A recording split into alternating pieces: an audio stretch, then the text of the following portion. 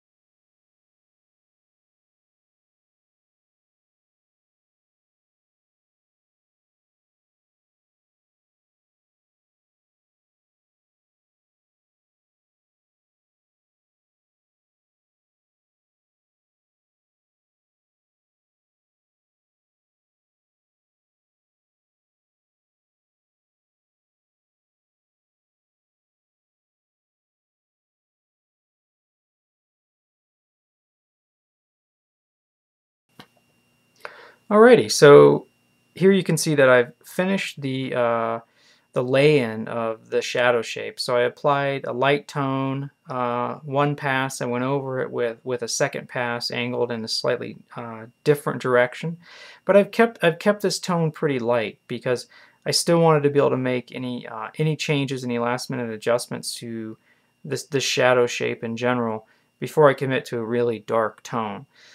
Now, with this big shadow shape kind of better articulated, you see we have our negative space over here where the light shape is really clearly defined. So in the previous video, you saw me making some adjustments to the shadow shape edges, to the contour, to the base. I rounded out the heel a little bit. And these adjustments were made a lot easier because I had this large negative shape to use as a guideline against the shape of the shadow. So I didn't just have to rely on the shape of the shadow to see if I was in the ballpark. Now, the shadow looks kind of like a nebulous blob. It doesn't really have a particular shape. The negative space, though, kind of resembles it kind of resembles a dog in profile, and maybe that's just me, but this is kind of like his nose, and maybe he's got kind of a droopy chin, his eyelid here, and here's his left ear, and this is just kind of his body. Little tricks like that with both your negative shapes and your shadow shapes can really help you to see if a shape is on track because you visually know what it looks like in your barg drawing. Oh, it looks kind of like a dog's face, or it looks a little bit like, this object or that object. And then you can look for that same illusion in your own drawing, and that can tell you if you're on the right track.